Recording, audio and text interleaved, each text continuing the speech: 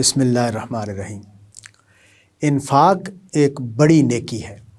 اور اس کا بہت غیر معمولی اجر قرآن مجید میں بیان ہوا ہے۔ جہاں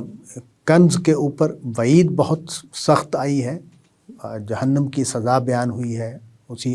مال کو سزا بنا دینے کا عمل اللہ تعالیٰ کی طرف سے ہوگا سزا کے طور پر، یہ بیان ہوا ہے۔ وہیں جو خیرات ہے، اللہ کی راہ میں خرچ کرنا ہے، اس پر بھی بہت اجر کا قرآن مجید میں بیان ہوا ہے،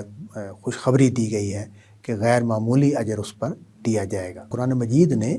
یہ بیان کیا ہے کہ جو اللہ کی راہ میں خرچ کرتے ہیں میں ان کا پورا پورا بدلہ دوں گا اور ان کی نیکیوں کو قبول کروں گا۔ پھر قرآن مجید نے یہ بیان کیا ہے کہ میں جو مال میرے راستے میں خرچ ہوتا ہے اس کو بڑھاتا ہوں، اور جو میرے راستے پر خرچ نہیں ہوتا یا سود کے کاروبار کے تقابل میں بیان کیا کہ سود سے مال نہیں بڑھتا بلکہ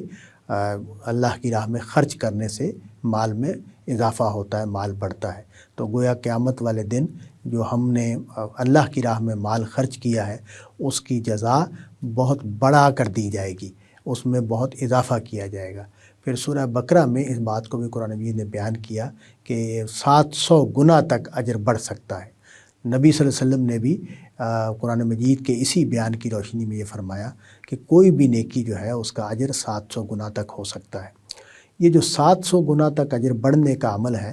اس کو بھی سمجھنے کی ضرورت ہے کہ ایسا کس اصول پر ہوتا ہے۔ تو پہلی بات تو یہ ہے کہ اصل میں جو بھی عمل نیکی کا ہو رہا ہوتا ہے اس میں 3-4 عوامل ہیں جو اس کے اجر کو بڑھا دیتے ہیں۔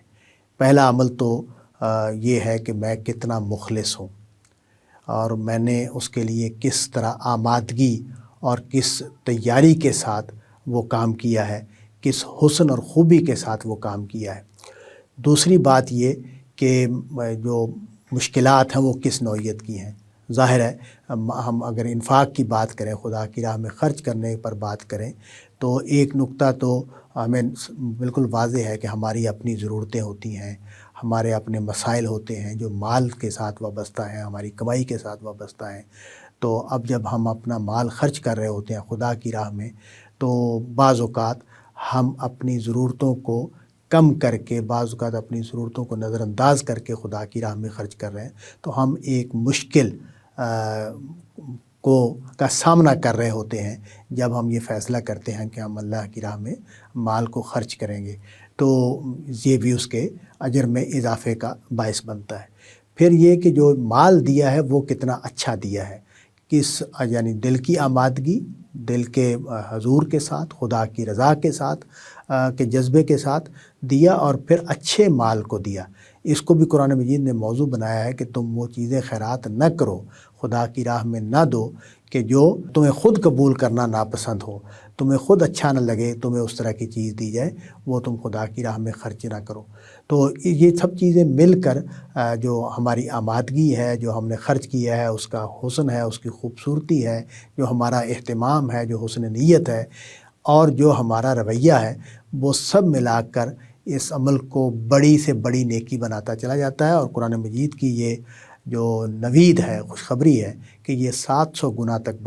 بڑھ جاتا ہے، اس کے ہم مستحق بن سکتے ہیں۔ یہ اصول ویسے تو تمام اعمال کے لیے ہے، لیکن خیرات کرنے میں بھی اس اصول کو بیان کیا گیا ہے، اور ہمیں یہ ہمارے لیے یہ ایک سہارا بنتا ہے، ایک امید بنتا ہے کہ ہم نے اپنی ضرورتوں کو دیکھتے ہوئے بھی اور اپنے مال کے ساتھ محبت کو دیکھتے ہوئے بھی ہم نے اپنے اوپر قابو پایا، اور ہم نے اللہ کی راہ میں مال خرچ کیا، اور اس میں ایثار کے درجے پر چلے گئے، قربانی کے درجے پر چلے گئے۔ تو یہ جو چیزیں ہیں یہ اس کے اجر کو بہت زیادہ بڑھا دیتی ہیں۔ تو یہ نقطہ بھی ہمارے ذہن میں رہنا چاہیے کہ خیرات کا عمل، اور دیکھیں نبی صلی اللہ علیہ وسلم کی ایک روایت ہے، وہ ضرور ذہن میں رکھنی چاہیے۔ حضور صلی اللہ علیہ وسلم ایک عید کے موقع پر خطبہ دینے کے بعد خواتین کے اجتماع کی طرف گئے،